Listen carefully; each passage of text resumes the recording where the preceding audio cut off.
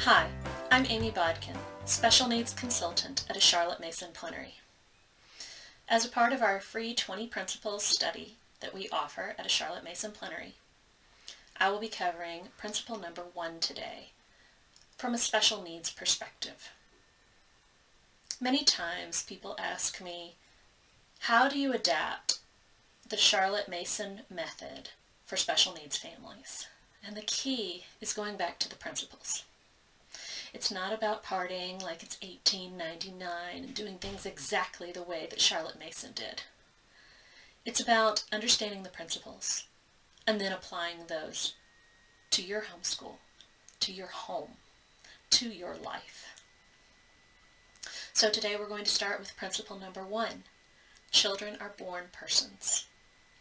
And if you haven't seen Rachel's video digging deep into principle number 1 and everything that Charlotte Mason wrote about that, I highly recommend her video. I tend to divide the principles up into 3 sections, and I call them the body, mind, and soul section.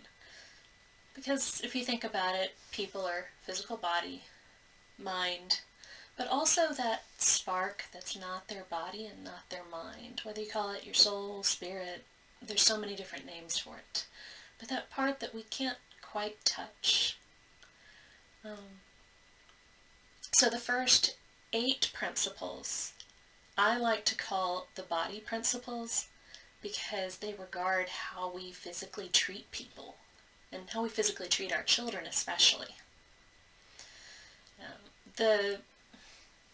It's that spark or soul or spirit that gives us value as people, that keeps us from being able to say, oh, well, this person is, physically disabled, or they have a mental disorder, and so they have no value. They are, incorrectly made, so we will get rid of that person and make somebody else to take their place. No, it's that spark between the body and the mind that gives a person value, that says even if they're different from you, that doesn't make them less than.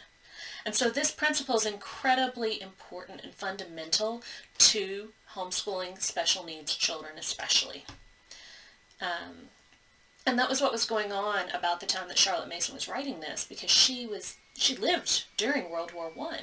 Nazi Germany at the time was deciding that if a country wasn't up to the standards that they felt a country should be, they could just take it over and remake it to the way that they thought was the right way. And later on with World War II, they did the same thing with people and terminated the lives of thousands and thousands of special needs children. Down syndrome, that's where the term Asperger's came from and why it is not very popular anymore, because it is associated with Nazi Germany. But getting back to children are born persons, I've heard many times children say things like, nobody cares what I think, I'm just a kid. And I think that message comes out even louder for special needs families, especially special needs children. Because not only am I just a kid and nobody cares what I think, but I'm just not very smart. I'm just stupid. Nobody cares what I think because I'm not as good at things as everybody else is. And those are some really powerful and also very negative messages for children to receive. And they receive those messages based on how we choose to treat them. And so if we can remember to treat our children and make sure that other people are treating them with the respect that we would another adult, at least, I think that can make a huge difference. Children are people, not a diagnosis. I think this is why Mr. Rogers' message was so important and still resonates with people today. Because he really saw children as people and treated them that way. So many adults now, I have read them talking about Mr. Rogers and what his show meant to them as children. That kids in very difficult places would sit and watch his show and feel like he was talking just to them. And that he thought that they were special and that he liked them just the way they were. And that's such an important message. A message that even adults need to hear today. So, I'm going to challenge you to maybe, perhaps, make Mr. Rogers a part of your homeschool. There are plenty of episodes available online, and I think sometimes his words can be even more powerful for us as adults today than they were for us when we were children.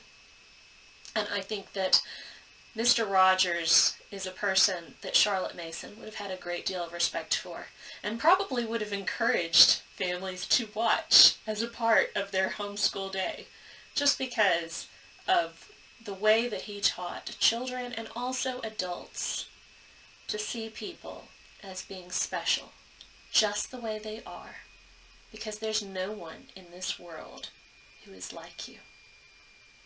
You are special.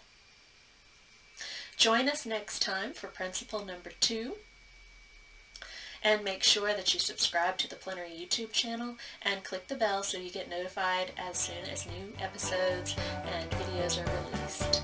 Thank you.